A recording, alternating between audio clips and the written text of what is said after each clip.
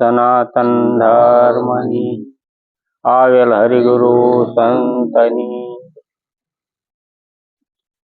ગુરુ મારા ગારુડે મુझ પર કીધી મેર મોરા બતાયા મરમ તણા ઉતર ગયા સબ ઝેર गुरु बिन ज्ञान न उपजे गुरु बिन मिटे नहीं भेद गुरु बिन मन ना संशय नो मटे भले वांचिए चार वेद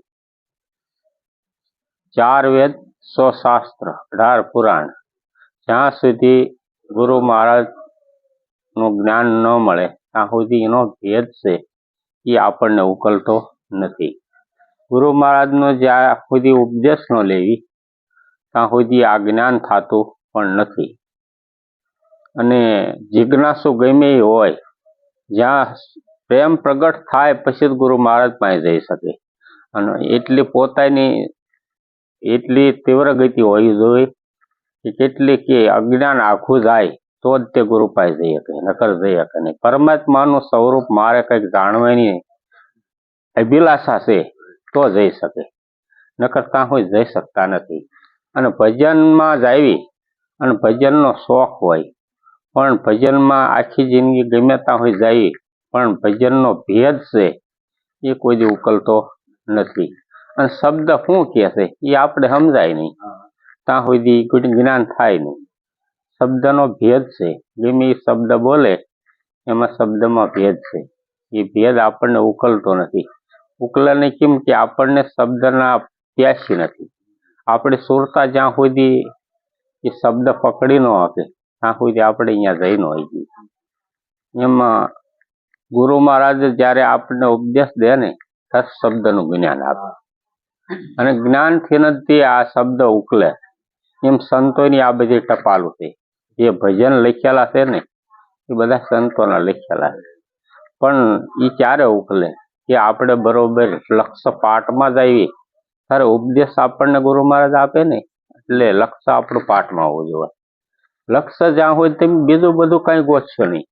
ગોતવાનું એટલું જ છે કે આપણે આ જે પાઠ રહ્યો ને ગુરુ મહારાજ સમજાયો સરળતાપૂર્વક સમજાયેલો, અને એ જો આપણને હરખે હરખો પાઠ સમજી જાય ને તો તમારે કોઈ ભણતર એની બીજું જરૂર નથી. તમારે ભણતર કેટલું, આ 4 વાત આપણને ગુરુ મહારાજ સમજાવે એ 4 વાત બરોબર સમજાવી જોઈએ. 4 વાત સમજાય ને 4 વાતમાં બધો ભેદ મૂકેલો છે. અને આ નિશાળનું જ્ઞાન રહ્યું એ આપણે 12 સુધીનું છે, અને 12 કોલેજ આવે એમાં 300 માર્ગ આવે.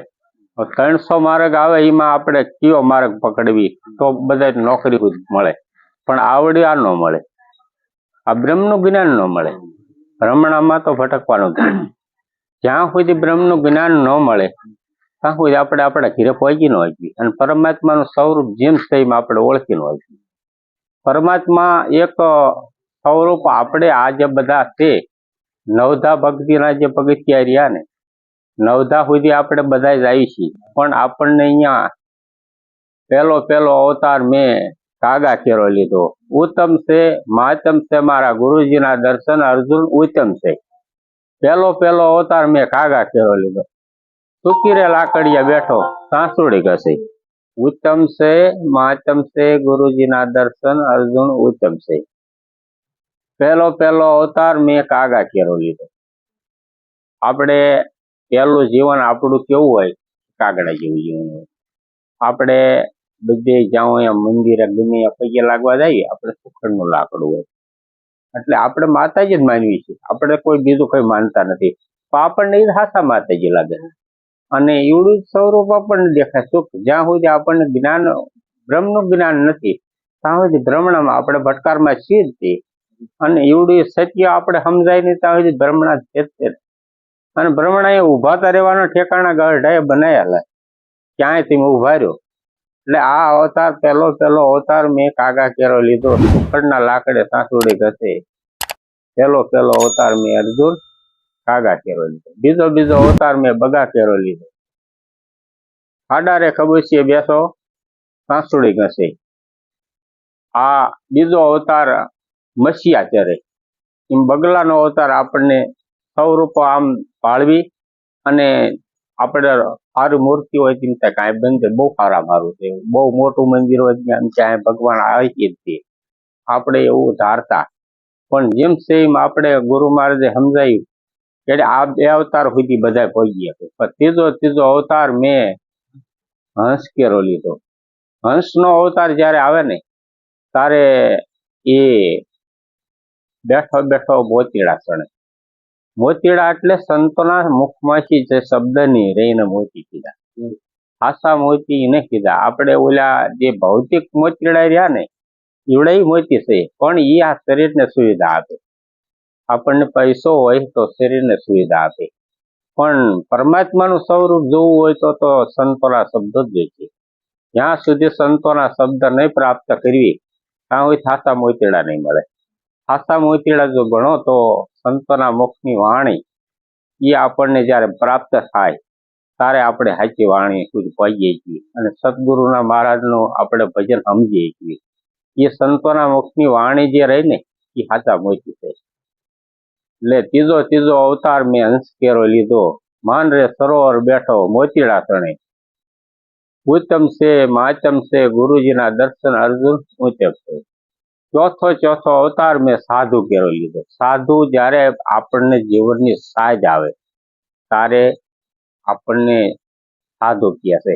આપણે સાધુ બધા કહે છે, જન્મ ધરીને આવે એને સાધુ કહે છે, પણ એ તો ખાલી આપણે કહેવા પૂરતું, એમ છે એમ સમજવા પૂરતા નહીં. સાધુ આખરા જીવનની જ્યારે સાજ આવે કે હું કંઈક મનુષ્ય છું, આપણે ગુરુ મહારાજના શરણે જઈએ ને ત્યારે મનુષ્ય બનાવે કે તું મનુષ્ય બન પછી ભક્તિ કરીએ, અને તને સાજ તારી આવી જોઈએ, અને તને સાજ નથી તો તું ભજન કેમ કરીએ?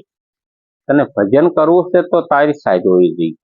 બ્રહ્મ સાધે શું બ્રાહ્મણા, લક્ષ્ય આપણું એક હોય તો બ્રાહ્મણ એને કહેવાય છે. બ્રહ્મ સાધે શું બ્રાહ્મણા સકલપ તજે સન્યાસી, અને મનને મારે એને મન કીધા.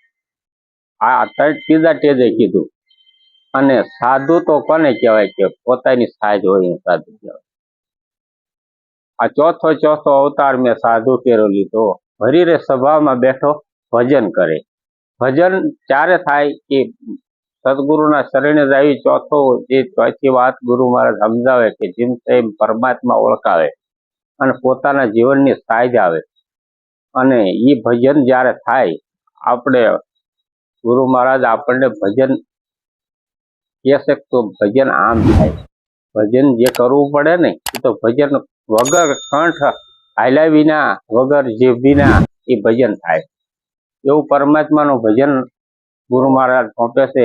બોલો સદગુરુ મહારાજ.